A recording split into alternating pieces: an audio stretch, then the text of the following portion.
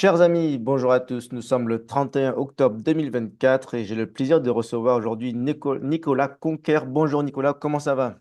Bonjour Marc-Guillaume, ça va très bien. À 5 jours d'une élection cruciale, je suis excité comme jamais. Alors justement, parlons-en. Nicolas est référent, représentant de Donald Trump en France ou dans le monde. Il va tout nous expliquer. Et donc, ça m'intéresse beaucoup de pouvoir échanger avec lui. Je l'ai découvert dans la matinale de Frontières. Là, d'ailleurs, j'ai le magazine à côté de moi. Super. Voilà, je le reçois à Hong Kong. Salutations à nos amis de Frontières s'ils nous regardent. On peut être membre et recevoir le magazine partout dans le monde, même à Hong Kong. Voilà. Voilà, parenthèse fermée. Donc, Nicolas, bonjour, merci d'échanger avec moi. C'est très intéressant parce que la plupart de nos auditeurs sont des Français de l'étranger.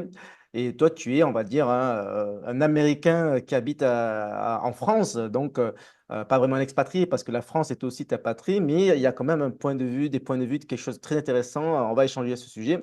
Déjà, bonjour, comment vas-tu? Et peux-tu te présenter, s'il te plaît? Alors tout d'abord, je suis Nicolas Conquer, j'habite à Paris en France, je suis franco-américain, j'ai 38 ans, je suis marié, père de 3 enfants et j'occupe le rôle de porte-parole du Parti républicain américain en France. Donc accessoirement de Donald Trump, mais de manière plus générale de ce parti et qui a marqué l'histoire des États-Unis depuis 150 ans avec des présidents comme Abraham Lincoln, Ronald Reagan et Donald Trump. D'accord. Donc, avant la nomination de Donald Trump en tant que candidat, tu étais déjà responsable du parti? Alors, moi, je suis un des porte-parole, hein. Il y a tout un appareil. Je suis l'un des porte-parole, mais voilà, je m'investis corps et âme ces derniers temps. On a quand même un combattant à notre tête, et donc la moindre des choses, c'est d'en faire autant que lui. Moi, j'ai rejoint l'association lors des primaires de 2016, au moment où Donald Trump était en campagne, et j'ai vraiment pris le rôle de porte-parole là en amont de la campagne de 2020. Donc ça m'a vraiment, c'était vraiment ma sortie du bois, mon coming out conservateur, c'était en 2020. Et donc, voilà, juste pour resituer, moi, en parallèle de ça, donc, comme j'ai dit, je suis franco-américain, j'ai une agence de conseil en marketing et en influence. Et voilà, je suis très concentré aussi sur la communication politique et on en parlera aussi d'autres engagements au profit du bien commun que j'ai pu exercer. Mais là, le grand temps fort de cette année, c'était vraiment cette campagne très attendue entre ce rematch entre Biden et Trump. La fin de l'histoire, c'est que c'est plus contre Biden, c'est entre Kamala Harris et Donald Trump et ça se joue dans 4 jours. Alors, comment ça se passe tout ça depuis la France? Quelles sont tes responsabilités en tant que représentant de Trump? Qu'est-ce que tu fais exactement? C'est des Ouais. réunions? C'est quoi?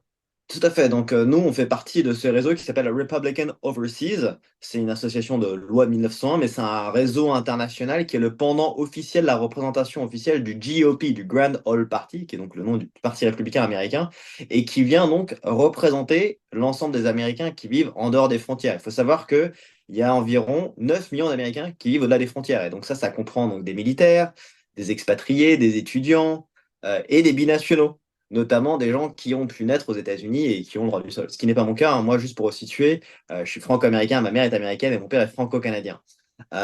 Donc binational, mais de fait, tous ces Américains, ils ont besoin de faire exercer leurs droits et leurs devoirs, ils ont également des revendications, et donc nous, on œuvre d'une part, il y a un petit côté un peu culturel, hein, comme vous êtes expatriés, vous devez le voir, c'est bien d'arriver à se retrouver entre des gens qui partagent des références culturelles communes, quand on est loin de chez soi, ça resserre, malgré les différences idéologiques parfois. Donc c'est toujours très intéressant. Donc il y a quand même ce côté de convivialité qui est clé, hein, on va pas se mentir. Mais le vrai mandat que j'ai, c'est d'arriver à mobiliser cet électorat pour qu'il se déplace lors des élections, notamment lors des élections présidentielles. Donc ça passe par identifier qui ils sont, être en lien avec l'ambassade, le consulat pour faciliter l'accueil de ces expatriés, qu'ils aient connaissance de leurs organisations et leur proposer un accompagnement dans leurs différentes démarches. Et ce, pas forcément de manière partisane, hein. Véritablement, quand on est loin de son pays d'origine, on a envie de faciliter l'adaptation et surtout quand on arrive dans le système français, la barrière de la langue, des systèmes comme les notaires, les taxes, la sécurité sociale, c'est vraiment fastidieux. Voilà, donc il y a des formalités sur lesquelles on peut les aider. Donc ça, c'est vraiment le premier volet. Et le deuxième, ça va également, comme je l'ai dit, c'est de faire entendre les revendications de ces Américains. Et donc je pense que ça va sans doute faire écho à des préoccupations que vous pouvez avoir en Asie ou là où vous nous écoutez. Mais voilà, on est des Américains, on est nombreux et donc on peut faire pression auprès de nos congressmen, congresswomen aux États-Unis pour qu'ils poussent un petit peu nos revendications. Et il s'avère que là, on a peut-être un peu court-circuité tout ça parce que c'est arrivé directement dans le programme via Donald Trump pour son programme qui va présenter. Donc, on y Les reviendra. Mais je fais sénateurs un peu de aussi? teasing. Pardon? Les sénateurs aussi ou juste les congressmen? Bah, il y a deux approches, soit la Chambre basse, le Congrès, soit via le Sénat. Évidemment, il y a, Ça il y peut a être les 100 deux. sénateurs et il y a 438 ou 435 congressmen, donc c'est démultiplié et c'est beaucoup plus localisé. Mais c'est des voies sur lesquelles qu'on peut user. Et la dernière, évidemment, ça va être de toucher ce public-là, soit via des événements, soit via les médias en France. Et également bah, de venir faire aussi un peu contrebalancer le parti pris médiatique qui est très très libéral, très très en faveur du gauchisme. Là, tu nous as montré la couverture de Frontières, un excellent magazine que je recommande à leur matinale où j'étais ce matin, qui est vraiment de qualité. Mais le reste du traitement médiatique est hyper partial, sous couvert d'une fausse neutralité. On assiste vraiment à des choses qui C'est feraient très un peu anti-Trump en blêmir tous France. les journalistes qui adhèrent vraiment à l'essence même du journalisme. Là, il y a un militantisme, un activisme éhonté qui vraiment, on a mal à son service public, surtout de savoir qu'on paye ça de notre poche. C'est vraiment, vraiment scandaleux en France. Mmh. Alors, comment on fait pour contrebalancer tout ce récit médiatique? Comment vous faites pour faire campagne? C'est un peu comme les Français à l'étranger, vous avez des référents par pays, après vous faites des réunions, vous militez, vous envoyez des mails aux Américains qui habitent en France, vous faites comment? Ah ouais, bah tout à fait. Donc là, on a un réseau qu'on mobilise, des mailing lists, on propose des événements, des événements culturels autour de personnalités politiques, d'auteurs, avec souvent des liens avec les États-Unis, des intervenants sur des questions fiscales aussi, hein, qui, comme on a dit, sont assez clés, et aussi, bah voilà, sur l'aspect un peu convivialité. Donc, on met en commun un petit peu ce réseau un peu d'entraide. Et ensuite, là, sur la communication en tant que telle, bah, c'est d'utiliser les différentes plateformes qui nous sont proposées, hein, soit dans les médias mainstream, les médias alternatifs, les réseaux Internet, les podcasts, la presse. Donc il y a un vrai travail pour arriver à contrebalancer vraiment tout ce narratif officiel qui, sous couvert d'une égalité de temps en parole démocrate-républicain, bah, une fois que vous arrivez sur un plateau et qu'il y a un républicain, un démocrate, en fait, il y a quatre autres commentateurs qui sont tous démocrates. Donc il faut arriver à rentrer dans l'arène et c'est une partie que j'aime bien jouer, c'est ma partition préférée. Parce que voilà, c'est juste enfin, rentrer dans un débat et une discussion et nuancer un peu certains propos qui sont assez très partisans de la part de nos contradicteurs et de nos experts de plateau. Donc voilà, on utilise ces différents canaux-là, toujours dans le but final de mobiliser de l'électorat, donc toucher, on dit que l'ordre de grandeur, c'est 200 000 Américains qui vivent en France, qui sont soit des binationaux, soit des expatriés. Donc, c'est une assez grosse communauté, là, hein. Donc, on le voit, ça peut faire la différence lors des élections. On a nos homologues en Israël qui, eux, mettent en avant le fait que lors des élections de 2000, entre Bush et Gore, ils avaient réussi à mobiliser suffisamment d'électeurs pour venir jouer dans la balance dans l'élection en Floride et que ça avait, in fine, pu faire basculer le vote en faveur de George Bush à l'époque, donc du côté républicain. Chose que je n'étais pas de cela, mais on y reviendra. Tout ça pour dire qu'il y a une forte mobilisation, les élections sont suffisamment serrées pour que une mobilisation dans certaines circonscriptions, entre guillemets, gagnables, permet de basculer le sort de l'élection. Et voilà notre mission. OK. Alors sur un plan plutôt personnel, qu'est-ce qui vous a donné envie de vous engager pour les élections américaines? Parce que vous êtes né en France, donc on va dire plutôt français qu'américain peut-être? Vous me direz est-ce que vous sentez plutôt l'un que l'autre? Qu'est-ce qui vous a donné envie de faire de la politique américaine, alors que vous êtes en Ouais, France?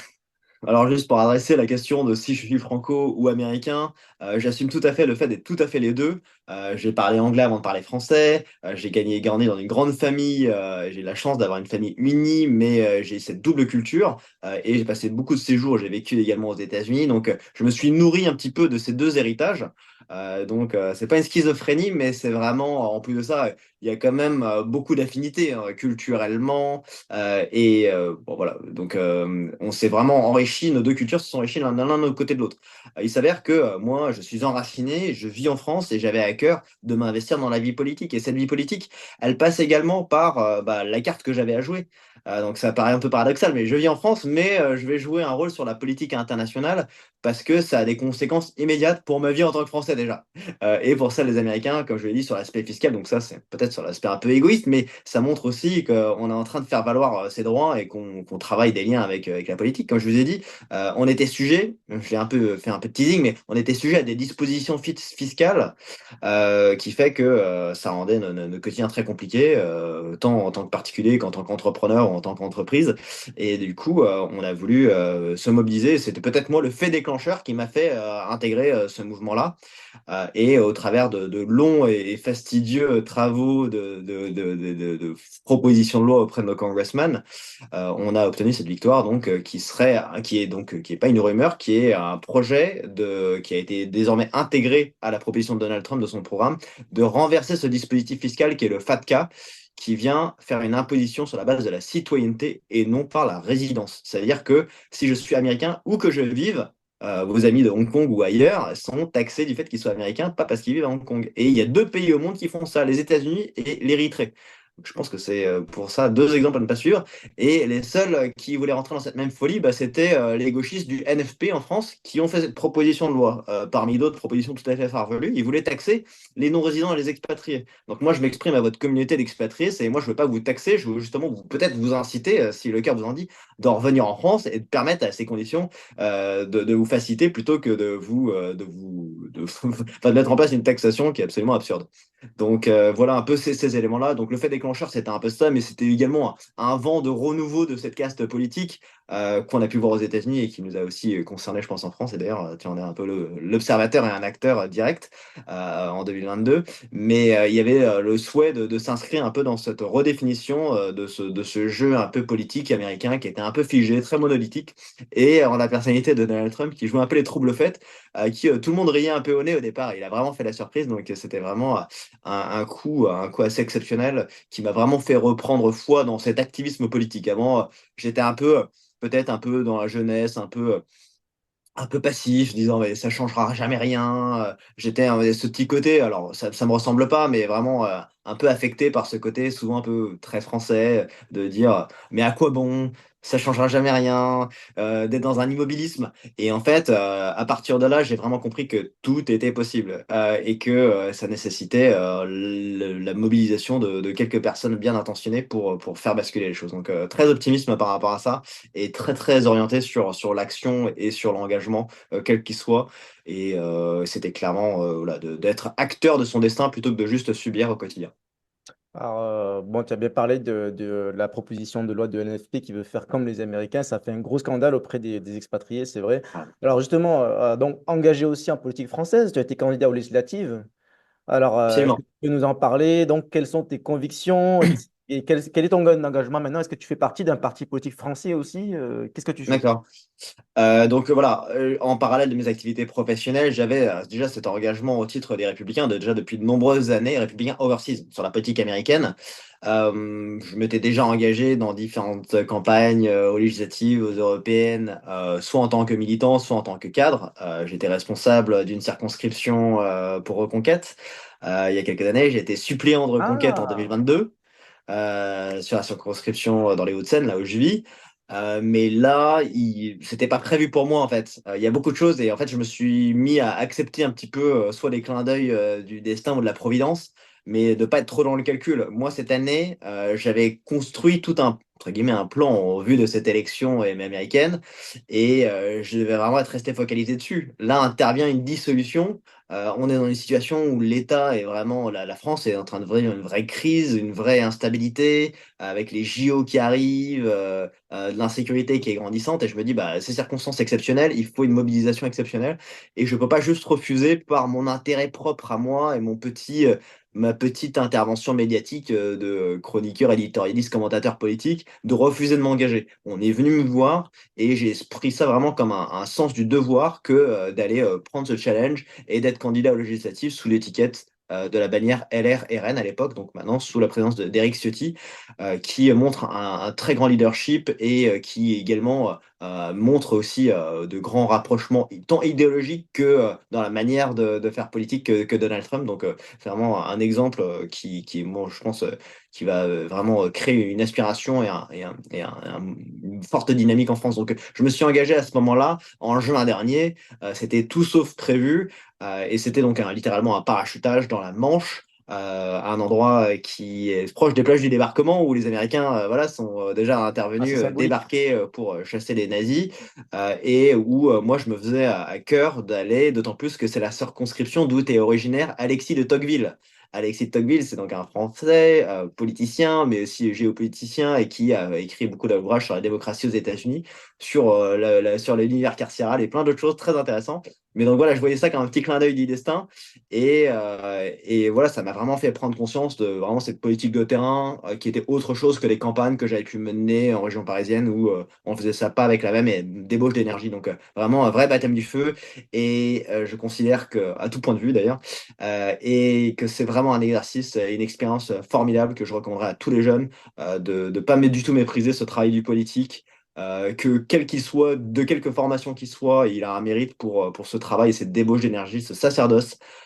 Et que rien que ça, on doit une certaine forme d'estime et de respect vis-à-vis de nos adversaires politiques qui battent la campagne. C'est un travail très, pas ingrat, mais très, qui mobilise beaucoup d'énergie et donc vraiment une excellente expérience et à partir de laquelle j'estime que soit je prépare un petit peu les combats politiques à venir, même si, comme on l'a dit, j'ai ces deux voies un peu concomitantes, mais que j'insiste bien, je ne le faisais pas de front. C'est-à-dire que quand j'étais à ma campagne législative, je n'étais plus porte-parole au niveau de Trump parce que déjà tout simplement c'est Dans la incompatible et part je des ne voulais pas choses. faire de confusion des genres.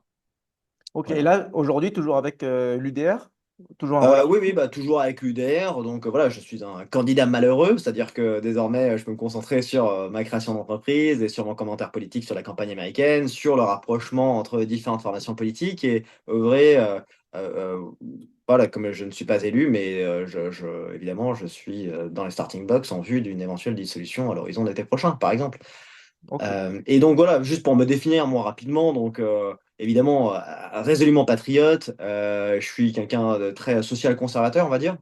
C'est-à-dire que du coup, je ne trouve pas forcément ma place dans toutes les formations politiques, mais vraiment sur les positions sociétales, je suis quelqu'un, vous pouvez taper mon nom, et c'est la presse de gauche qui me décrit le mieux d'ailleurs. J'ai des articles dans Street Press, Mediapart, Canard enchaîné, enfin voilà, donc Ah, ils disent d'accord, j'ai pas vu, plein je vais regarder. de choses sympas sur moi, mais voilà, sur le fait que voilà, je suis un catholique pro-vie, je suis engagé pour mon pays, j'ai été longtemps officier de réserve dans l'armée de Trois terre enfants. aussi, donc voilà, ayez plein d'enfants. Et tout ça pour dire que, voilà, ensuite, je suis quelqu'un sur lequel je suis plutôt sur une fiscalité plutôt restreinte et plutôt libérale. Je suis moi-même maintenant entrepreneur. Et voilà, comment je me définirais d'autres. Voilà, je suis évidemment, ça vous choquerait pas, je suis atlantiste, mais pas pour un atlantisme vassalisé. Je ne suis pas pour, je prends le contre-pied des Young Leaders et de la French American Foundation, c'est-à-dire tous ceux qui regardent béatement vers les États-Unis et qui sont prêts à sacrifier les pans de nos industries, nos fleurons nationaux au profit d'intérêts américains. Je ne suis pas du tout dans cette logique-là. Je suis pour donner un nouveau regard sur l'atlantisme, un atlantisme plus apaisé et de renforcer ce lien France-États-Unis plutôt que de juste vouloir aller pantoufler comme d'anciens ministres que je croise en plateau et qui font la promotion de leur bouquin Ramayad auprès d'Atlantic Council ou des choses comme ça. Et des gens qui vont venir nous donner des leçons sur la politique américaine alors ils ont pas de skin in the game, contrairement à moi. Alors justement, je vais poser cette question parce qu'il y a pas mal de compatriotes, notamment à l'étranger. Je parle beaucoup à des Français qui sont en Thaïlande, à Hong Kong, etc., qui sont très critiques envers, on va dire, la culture américaine. Aujourd'hui, c'est Halloween. Il y en a plein qui me disent, oh, faut pas fêter Halloween, c'est pas bien, c'est Mm. américain, etc. Il y a un discours un petit peu anti-américain, un petit peu pro-russe pour certains, qui disent ils n'aiment pas les États-Unis, ils n'aiment pas l'OTAN, ils n'aiment pas l'impérialisme américain. Donc, qu'est-ce que tu leur dis? Ben, je leur dis qu'il faut savoir qui sont nos amis et qui sont nos ennemis. Et je dis également qu'il ne faut pas regarder passivement et laisser notre déclin culturel juste se mettre en place et faire le lit d'autres tendances mercantiles globalisées. C'est-à-dire qu'on est responsable du fait qu'on laisse s'installer des traditions venues d'ailleurs. Si elle s'installe, c'est parce que la nature a horreur du vide et que nous-mêmes, on a perdu le sens du sacré, le sens du folklore, le sens de nos traditions et l'attachement à notre patrie. Donc ça dit déjà quelque chose, hein. Si moi, c'est quelqu'un qui rêve que des États-Unis, d'être au Starbucks et qui a pas du tout de notion de son attachement à sa terre natale ou pas, hein, de la France. Et c'est pas quelqu'un qui va me faire des leçons sur l'américanisation de la France, quoi. C'est quelqu'un, il faut s'attacher à nos traditions et faire la promotion bah, de notre culture, de notre terroir et de notre langue, bien évidemment. Donc encore une fois, il faut être fier de qui on est et il faut remettre en avant nos propres traditions, notre propre folklore. Halloween, moi, certes, je suis catholique, je suis plus pour la fête de la Toussaint et la fête des défunts, mais je suis pas pour que l'un prenne le pas sur l'autre. Et d'ailleurs, je pense qu'on peut même arriver à prendre le contre-pied d'Halloween pour réinvestir cette fête-là. Je pense qu'il n'y a rien de pire que dans notre logique un peu souvent conservatrice d'être un peu les, comment dire, les pisses froides, c'est-à-dire les troubles faits. Toujours dans la Et critique. du coup, de faire une espèce de politique de la chaise vide, de dire non, mais nous, on ne fait pas ça. Et du coup, on laisse, c'est un certain forme de politique de la chaise vide où on laisse, du coup, ça être investi par bah, soit le mercantilisme, soit une idéologie woke qui vient prendre le dessus là-dedans. Et qu'au contraire, on se doit de proposer un contre-modèle plutôt que d'être contre. Enfin, oui, enfin, on se doit de proposer autre chose, quoi, plutôt que de laisser faire. Oui, Ça, c'est donc la première chose. faire plus la promotion des valeurs des traditions françaises plutôt que de critiquer les autres qui arrivent, qui vont jusqu'au Oui, complètement. oui, en France, moi j'étais en Corse il y a 2 ans, on a fait une neuvaine des morts, c'est une tradition purement française. Je suis pas pour importer la Diaz de los Muertos du Mexique par exemple, enfin on fait nos traditions françaises et on fait revivre ces folklores, on a besoin de rites, c'est ça que ça nous dit, hein. On a une société, notamment une société française qui était une société un peu agraire avant, avec bah, des rituels au rythme des moissons et autres, et les alpages et toutes sortes de choses. On a besoin de tradition, on a besoin de sacré ou de sacramentel qui font que si on nous enlève tout ce folklore-là, enfin, on n'a plus de racines et donc, du coup on se fait balayer par le vent des tendances et de la mode globalisée de Halloween. Donc Et ce voilà, soir, moi du je coup, vois tu pas fais ça Halloween comme ou quelque pas? chose de complètement qui vient s'aborder notre modèle judéo-chrétien de tradition gaulliste ou gauloise, mais j'estime que on est en mesure enfin, de répondre, d'apporter une meilleure réponse que de juste faire un peu les mauvais rabougris. Encore une fois, on peut apporter une autre réponse. D'accord. Et ce soir, une soirée pour Halloween ou pas du tout? Alors, je sais pas si sur LCI, ils vont accepter que je vienne déguisé, mais je vais voir, hein, on n'est pas à l'abri. La famille, les J'ai un enfants? Les enfants, ils fêtent Les Halloween? enfants sont en vacances. J'avoue, moi perso, l'année dernière, on était ensemble et on l'a fêté. On n'est pas trop pour les. On aime bien les costumes, on aime bien les beaux costumes. Parfois, on les fait maison. J'ai couru le marathon du Médoc. Je me suis déguisé avec un déguisement que j'ai fait moi-même. Moi, je suis pas trop pour le côté l'instantanéité et tout acheter. J'aime bien le côté bah tiens, on prépare quelque chose, on le fait Oui. soi-même. Voilà, mes enfants, ils adorent se Artisanal. déguiser. Là, ils sont avec les grands-parents et c'est un peu plus ferme. Donc, il n'y a pas de Halloween, mais ils iront à la Toussaint. Et je souhaite par avance une bonne fête de la Toussaint et un bon recueil à tous ceux qui vont sur la tombe de leur mort dans l'espoir bah, le jour suivant après la Toussaint. Donc, moi, ce soir en plateau, je pense pas que je vais y aller en zombie, mais il y a quand même ce côté, je suis pas trop à voir ça comme un côté un peu rituel des morts. Aux États-Unis, en tout cas, c'est assez bon enfant. Il y a ce côté aussi pop culture aussi, avec toutes sortes de tendances, notamment en période d'élection, c'est très drôle. Il y a des gens se déguisent suivant les Oui. différents candidats, que vous soyez plutôt pro-Trump, pro-Harris, et ça permet déjà d'ailleurs d'identifier des tendances sur qui sera le gagnant de l'élection, même si avec Trump, ça marche pas, parce qu'il est tellement une iconique que, euh, que forcément, il plie le game à chaque fois. Mais à ceci dit, je vais peut-être saisir votre idée et aller avec mon gilet jaune des boueurs sur le plateau d'LCI pour faire le petit clin d'œil à la sortie magistrale de Donald Trump hier qui a endossé, qui a take ownership de l'insulte que lui avait proféré Biden sur Trump et sur tous ses partisans qui nous a traités d'ordures. En tout cas, moi je pense ça comme un titre de noblesse. On me traite d'ordure, je suis une fière ordure qui est voté pour Donald Trump à la présidence pour la troisième fois. OK, alors parlons, des Français de l'étranger parce qu'ils sont, nombreux à nous regarder, notamment des Français qui habitent aux États-Unis, parfois qui sont franco-américains aussi, mais en tout cas, ils habitent aux États-Unis, ils préfèrent, vivre là-bas. Toi, tu habites en France. Quel constat tu fais de la France et pourquoi tu choisis de vivre en France, d'y rester? Oui, bah, j'y reste parce que j'estime que là, c'est mon moment. Je suis dans une phase de ma vie où ça s'y prête bien. Et encore une fois, j'estime que je suis pas du genre à faire de grands calculs sur le long terme. Il y a des basculements assez importants qui peuvent s'opérer là, à la faveur de cette élection prochaine. Donc, encore une fois, c'est de voir.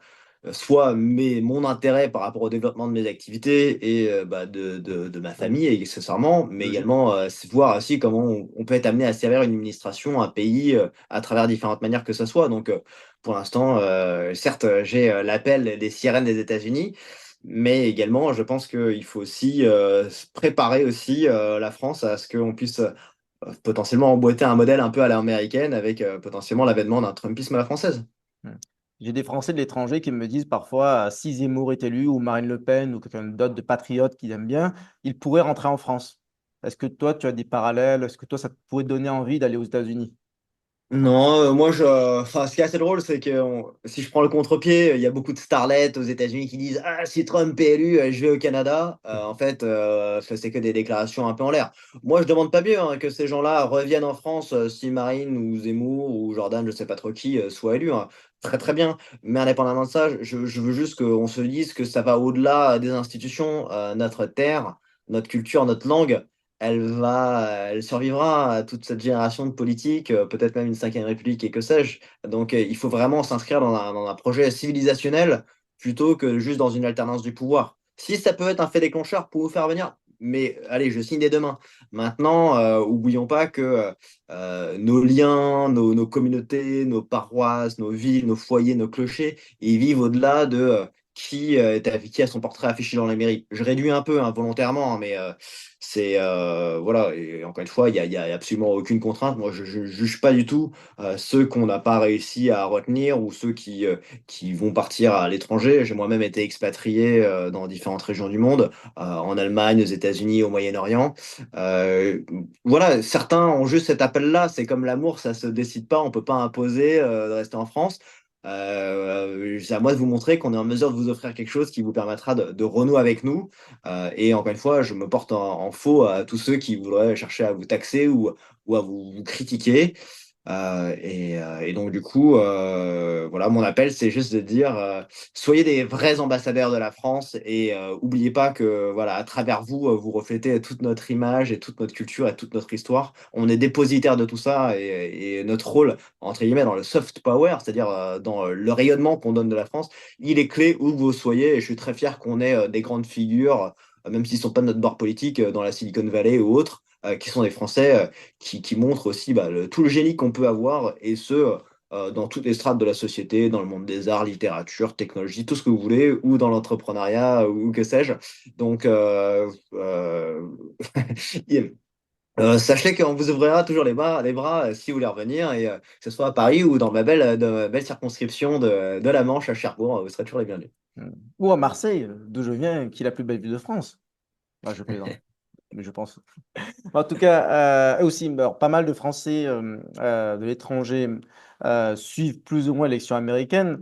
En quoi elle est importante pour la France et peut-être pour les Français de l'étranger? Voilà, en quoi en quoi ça, quel impact ça peut avoir, l'élection de Trump ou pas? Là, l'enjeu, il est de taille. Hein. On l'a vu sous une administration Biden-Harris, il y a eu une multiplication des conflits dans le monde qui ont des conséquences sans pareil sur notre vie au quotidien. C'est-à-dire déjà le fait qu'on est à un stade où maintenant il y a une menace nucléaire qui pèse et c'est des menaces qui sont globales. Concrètement, vous avez peut-être des Français à l'étranger qui se trouvent même peut-être dans des pays en guerre, alors que ces pays étaient dans une certaine forme de stabilité sous le mandat de Donald Trump. Et donc, j'ai une forte sympathie et toute ma compassion pour si eux, leurs familles ou leurs amis sont dans des zones de conflit, que ce soit en Ukraine, en Arménie, Azerbaïdjan ou au Liban, Israël. J'exprime voilà, tout mon soutien à ces Français de l'étranger qui vivent des situations difficiles. Mais hélas, je crois que ça fait partie du lot commun de ceux qui partent pour l'expatriation. J'avais des gens dans ma belle famille, ils étaient au Congo, Kinshasa. Ça faisait partie de choses sur lesquelles il disait ben, on n'est pas à l'abri de devoir repartir juste avec une valise du jour au lendemain avec nos enfants. Donc Ah, c'est drôle, ma voilà. sœur était à Kinshasa pendant 3 ans jusqu'à l'année dernière. Bon. Donc je suis pas du tout en train de juger et criminaliser, mais de fait, moi j'aspire à ce qu'on puisse avoir de la stabilité et je pense qu'un retour de Donald Trump aux affaires, c'est plus de sécurité pour la France, les Européens et le monde de manière plus générale parce qu'il a un bilan, il a aussi une approche beaucoup plus fermes, beaucoup plus pragmatiques de la diplomatie et qui font qu'ils calment tout de suite les tyrans qui ont des projets d'envahir des pays voisins ou d'envoyer des proxys comme l'Iran qui envoie ses proxys pour terroriser Israël notamment. Donc concrètement, ça c'est des enjeux clés. Sur la question, j'ai perdu le fil, mais concrètement, en quoi ça va Oui, changer qu'est-ce que ça leur change? quotidien? En quoi c'est important? Ouais, bah, parce que Euh, en quoi c'est important? Parce que c'est toute une vision. C'est Donald Trump, il va réincarner un nouveau rêve américain, auquel non seulement les Américains ont besoin de croire, mais tant les Français que les Français de l'étranger, et d'ailleurs de par le monde, on regarde toujours vers les États-Unis. Ça reste un pays, on a beau le critiquer, étonnamment, c'est un pays vers lequel tout le monde a envie d'aller. Et à plus forte raison, il est critiqué de l'intérieur par des courants d'extrême gauche qui sont un peu dans il faut éradiquer les États-Unis, c'est une terre volée, nanana, tuer le patriarcat. Enfin, en gros, ils sont dans une espèce d'autodétestation qui est mortifère. Nous, on croit au contraire que bah, les États-Unis, jusqu'à preuve du contraire, c'est le meilleur pays du monde, à l'exception de tous les. Enfin, bon, j'arrive pas à le décrire, mais voilà, bref. Tout ça pour dire qu'ils sont. C'est un modèle dans lequel on a besoin de croire et qui pourra donner espoir et potentiellement des modèles pour que d'autres pays comme la France ou d'autres pays où vous vivez puissent s'inspirer de l'exemple que fait Donald Trump, à savoir une colmater un peu toutes les failles et les fractures qu'il y a dans les sociétés qui sont alimentées par une extrême gauche qui est idéologisée et qui vise à opposer les communautés les uns contre les autres, ou comme des pays comme en France où il y a des présidents qui veulent emmerder certains types de la partie de la population. Donc je pense qu'on a vraiment besoin de retrouver une figure unificatrice, un unificateur en la personne de Donald Trump, et que ce modèle-là sera exportable. Je ne parle pas de copier-coller, hein, évidemment. C'est Ça apprendre avec un peu l'inspire. de subtilité, avec différentes teintes, mais il y a un framework, un blueprint qu'on va pouvoir répliquer dans différents pays, et c'est ce clairement à quoi je vais m'efforcer, à commencer par la France, mais on sera tout à fait disposé à en parler avec les pays de là où vous résidez, donc on pourra poursuivre la discussion avec grand plaisir.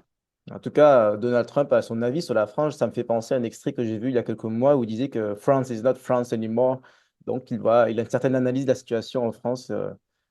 Bah, on fait face aux différentes problématiques, La même hein, une analyse. immigration incontrôlée, une insécurité grandissante, un endettement et une baisse du pouvoir d'achat. Enfin, tous ces suggestions-là supposent qu'on prenne les problèmes à bras-le-corps plutôt qu'on soit complètement passif en disant bah, qu'est-ce que vous voulez, c'est les OQTF, on peut rien faire. Ce passisme et ce pacifisme, non, oui, enfin, cette passivité, pardon, et ce laxisme, les Français en ont soupé, ils attendent un peu plus de volontarisme et de résultats. Donc, je pense qu'effectivement, et il n'a pas tort dans son constat, ça nous fait mal. Je pense que c'est un peu l'emporte-pièce, on est en campagne, mais ça montre effectivement il y a des critiques qui sont objectives à faire. On n'aime pas quand ça vient à l'extérieur, mais effectivement, je pense qu'il touche un nerf.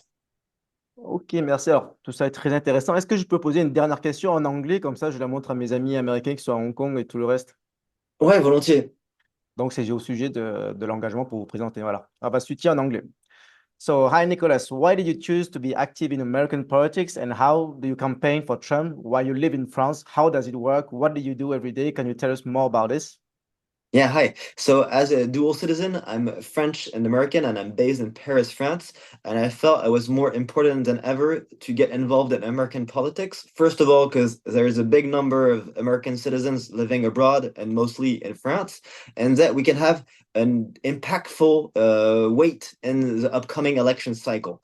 So, that's a key moment for me. And I definitely think that we can benefit out of a new Trump mandate in our Western civilizations, the Western democracies, who will benefit of this upcoming more populist wave coming through Trump's election. I feel that we're more than ready, but we need this momentum for us to reach this news threshold in the upcoming election cycles in France and other European countries. So clearly, the space today is providing insights of what's happening in the US regarding well the shift in politics and how we can provide insights and implement this for political movements in France. And that's why I was also involved in French politics, running for Congress as MP previously this year.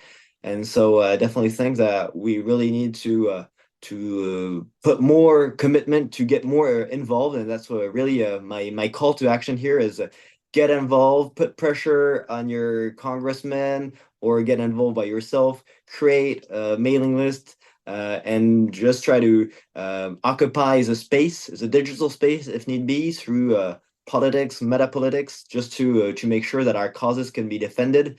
And so here I'm going to be super partisan, but it's been the left has been really, really well organized and really, really need to take over and occupy the space that's being massively taken over by the left. So by organizing and by a few little motivations, we can achieve great results. So that's kind of where I'm coming from and what I'm aiming to, and I'm really welcoming you to join along the adventure.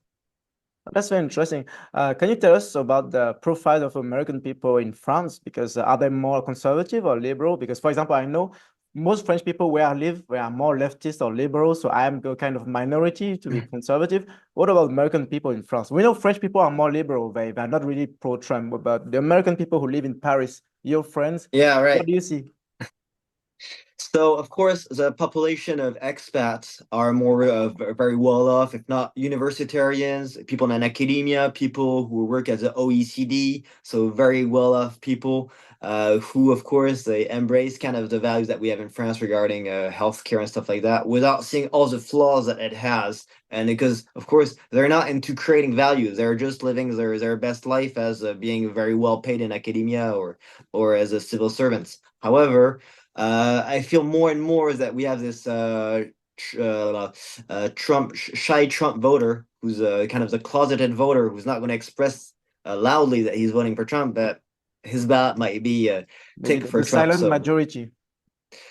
to some extent, okay, I'm not going to claim that we're a majority here by no means at all, but I still the tides are shifting, and the really what we've achieved by proposing to Trump that he included that in his agenda to repeal FATCA, which is the citizen-based taxation, is really going to be a game changer. I definitely managed to get people registered based on that single proposition, so it's clearly showing that through some common sense, people manage to get motivated and register and go into casting their ballots. So that's what about democracy is all about, and we're super happy to have them on board. Even if they're not super keen about Trump, they're gonna love his politics.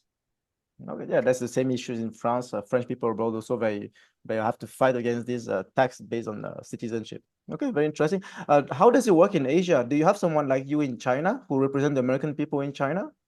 Yeah, Yeah, indeed. Yeah, we do have a local chapter in Hong Kong. I'd love to Uh, meet them.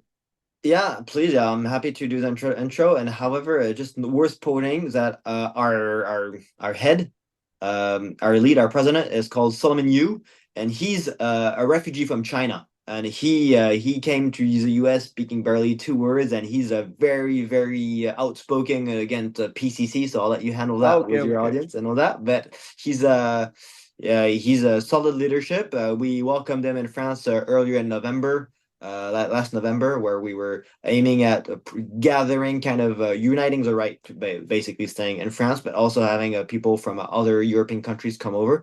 So Solomon Yu has shown a solid year leadership, and it's his personal story is a very, very inspiring. Okay. Well, thank you very much. That was very interesting, and wish you all the best for the last few days. So, Yeah, are you for going to sure. sleep until Tuesday? What's going to happen next few days? I'm over caffeined, and when I see the energy that Trump is giving out, I just feel like super, super excited. So we're gonna keep it up until it's a big election night and it's a great landslide victory on Wednesday morning.